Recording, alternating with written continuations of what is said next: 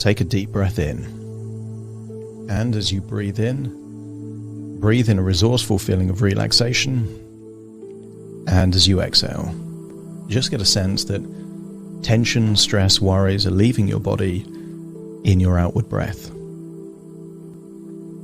As you breathe in and breathe out, notice that with your eyes closed, you're able to give more of your focused attention to the sound of my voice. And in doing so, notice that as you breathe out, give permission to your body to let go of that tension.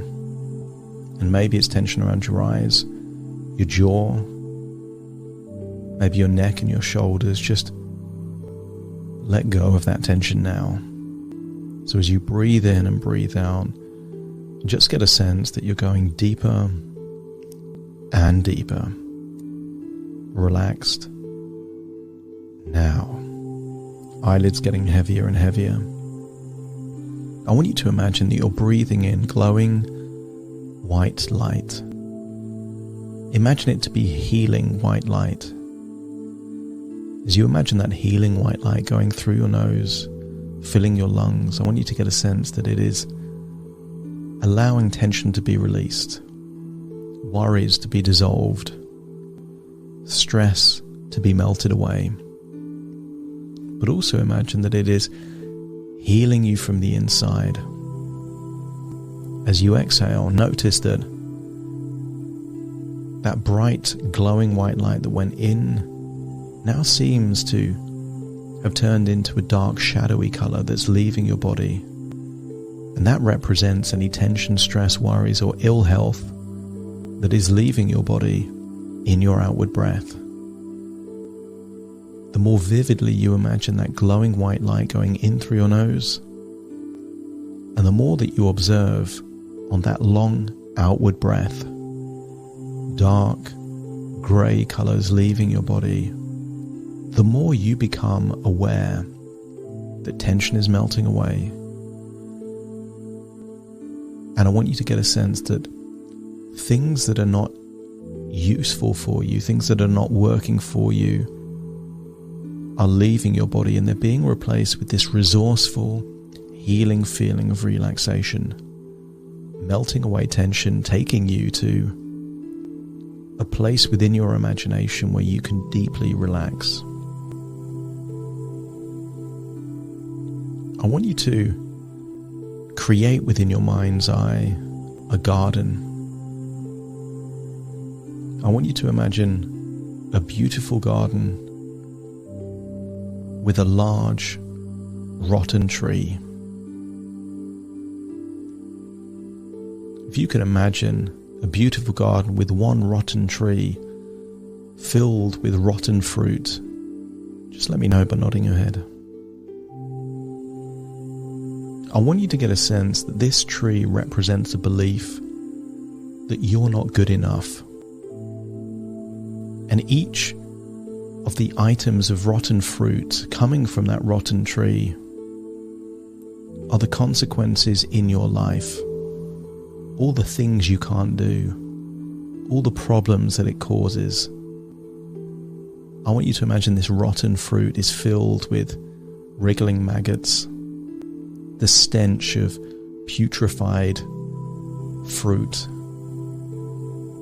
In fact, just to get a sense of how disgusting this is, I want you to imagine walking up to that rotten tree, picking an item of rotten, soft fruit in your hands, bringing it up to your nose, and imagining that if you bit into this, it would be rancid, disgusting, probably filled with maggots and worms. But I want you to accept the suggestion that the rotten fruit is simply a consequence of a rotten tree. And that doesn't mean that all trees have rotten fruit. Just this particular tree.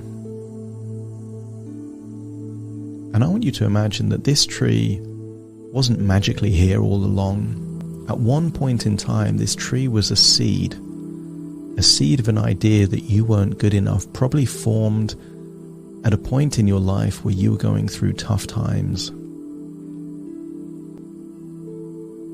I want you to imagine going back in time. Back in time to perhaps where this belief was just a delicate seed of an idea, the point of inception. And if you can remember what you were doing back then that could have led to a belief that you weren't good enough, just let me know by nodding your head.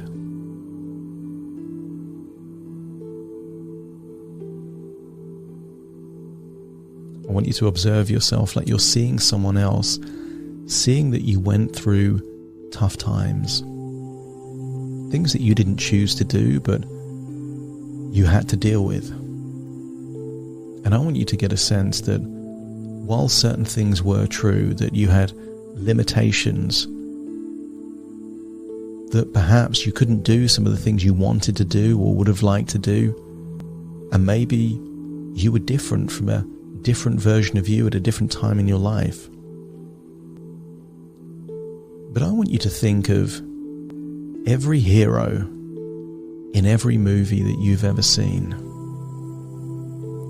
Isn't it the case that what made them a hero, what made them exceptional, was their ability to go through tough times, to go through adversity, to go through hell and come out the other end? And I wonder what would happen if you started to see yourself as a hero, as someone that went through difficult moments, challenging times, but instead of giving up, you became more relentless, more focused, more motivated, taking responsibility, still remaining positive, even though there were setbacks and challenges, adversity. I want you to get a sense that what if you planted the wrong seed of an idea back then? You planted the seed of an idea that you weren't good enough. Whereas actually the real seed to be planted was that you are a hero, exceptional, willing to take on and go through tough times, adversity, challenges, and didn't it make you stronger? Psychologically stronger? That relentless determination to never give up. I want you to get a sense that anyone can just go to the gym. Anyone can work out. But that doesn't make them exceptional. What makes someone exceptional is going down challenging roads. Think of the early pioneers, the people that traveled to countries that hadn't been explored yet. That wasn't the easy path. They went down dangerous roads, challenging pathways. There was risk attached. Some of the early explorers went through ill health, disease, challenges, loneliness, and yet weren't they the pioneers? Weren't they the exceptional ones? I want you to get a sense that back then a seed was planted of you not being good enough, and I want you to imagine going to the very point where that seed was planted that turned into that big rotten tree, and imagine taking out a very small seedling, a sapling, a tiny tree when it was all vulnerable and delicate. And I want you to imagine destroying that tree. Maybe that delicate branch, imagine ripping the roots apart,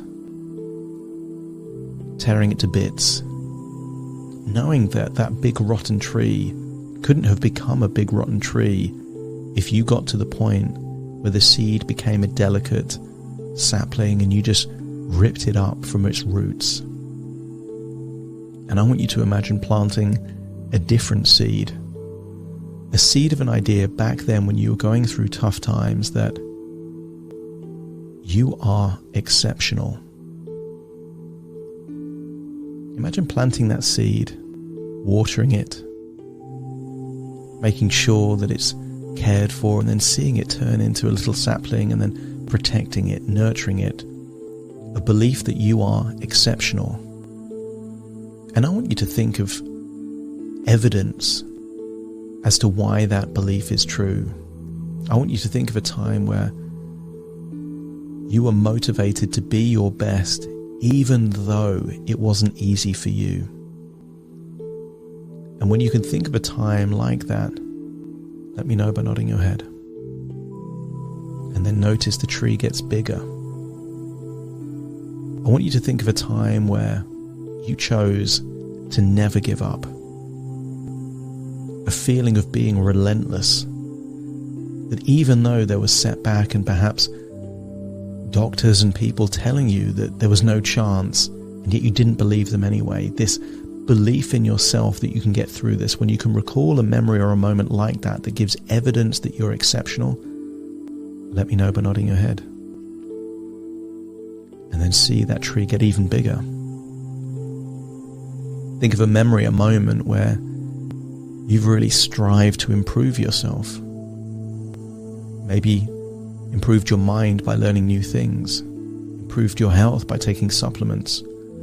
A time when you've strived to improve, and when you can think of that time, let me know by nodding your head. And then the tree gets even bigger. I want you to think of a time where you thought that whatever happens, I'll get through this. That you took a long-term perspective rather than getting all upset in the moment. You took a longer perspective and you thought that one day I'll get through this. And when you can recall that time, notice the tree gets even bigger. When you accept that a lot of people don't take responsibility, but that you know that you take responsibility. You take responsibility for your health, your well-being, your income, your life. Big decisions, you take responsibility. And as you realize that you do take that responsibility, isn't that yet more evidence that you're exceptional? Life has given you all the reasons in the world to be bitter, resentful, negative, and yet you still have that glass half full approach, that you're positive, belief that things will improve, things that will get better. And when you acknowledge that feeling of being positive and optimistic, again, that becomes evidence that you are exceptional. And that tree gets even bigger now, like a full-grown tree, maybe going into blossom, starting to develop those buds that will turn into future delicious, healthy fruit. I want you to get a sense that in life, why would anyone be interested in people that aren't interested in them? There is a universal law of reciprocity. If someone was rude to you, you're not going to like them. If someone didn't admire the qualities that you have, doesn't that mean that they're not compatible with you? I want you to get a sense that you are discerning, you have high standards. You're not willing to be with someone that isn't attracted to your qualities. And because you have that element of discernment, that means that you're exceptional. And as you accept that to be true, notice that tree gets even bigger. More branches starting to bear fruit. I want you to get a sense that you don't have to be the best at everything. In fact, there's no requirement that you have to be the best at anything. But I want you to accept that your character is unique, exceptional. You have a hunger to learn. You're ambitious. You have discipline, determination. And when you accept that your character is what makes you exceptional. Notice that tree gets even more healthy looking. The tree is a healthy looking tree starting to bear delicious looking fruits. I want you to get a sense that some people have ideas about what it means to be competent in all these different areas of your life. A good person, a good lover, a good partner. And I want you to get a sense that you have those qualities, those characteristics that make you caring and considerate and thoughtful for other people. And not everyone is, which again gives you evidence that you are exceptional. I want you to think about how you make your money, your income, and realize that not everyone can do that. Not everyone is wired that way, and therefore that also makes you exceptional. And then stand back in that beautiful garden, seeing that incredible tree. What used to be a rotten tree with smelly fruit is now a beautiful, vibrant tree with the most delicious looking fruit. And that fruit represents opportunities in your life. These opportunities could be people, income streams, memories and experiences. But just because the fruit is there doesn't mean anything unless you take the initiative and you pluck the fruit, you eat the fruit, you take those opportunities. But you're now taking these opportunities, these desirable opportunities, from a place of believing that you are exceptional. The tree is evidence itself that it's true. Your past is evidence that it's true. And the fruit is just the opportunities that come from believing that it's true. And if your subconscious mind now believes that you are exceptional, let me know by nodding your head. If your unconscious mind is now excited at all the opportunities that being exceptional will bring for you, let me know by nodding your head. Now it's time to leave this garden, but just take one bit of fruit, bite into it, and this will be better quality sleep. As you taste that better quality sleep, you realize that of course this is a natural reaction, because for a long while you've believed that you weren't good enough, and now you believe that you're exceptional, which means that your body doesn't have to constantly worry about not being good enough. Instead, as you sleep, as you dream, you'll be reminded of what makes you unique, what makes you exceptional, reminding you of those incredible qualities that you have inside you, which means naturally you're going to sleep better. But it also means that it will be like seeing the world through different eyes. You will notice a greater sense of confidence, more self-assurance. Your self-esteem will increase simply because you acknowledge all those qualities that were true all along. And don't be surprised if you notice other people noticing you, because that confidence is there. It will change your facial expressions, your eye contact, how you move, how you walk, how you communicate to other people. And if there are any interactions with anyone, you will communicate from a position of you having positivity, a good character, and consideration for other people. Imagine now returning to the present, listening to my voice. Take a deep breath in through your nose and out through your nose. Just wiggle your fingers, wiggle your toes. Get a sense that you're in your own physical body right now. As I now count from 1 to 10 to awaken you, you will awaken feeling resourceful, feeling relaxed, feeling healthier, but most of all, accepting with 100% conviction that you are exceptional and knowing it to be true from all the things that you've done in your life that prove that to be true. Starting to count to awaken you. 1, 2, 3, waking up. 4, 5, 6, more alert. 7, 8, open your eyes, open your eyes. 9, 10, wide awake, wide awake, wide awake.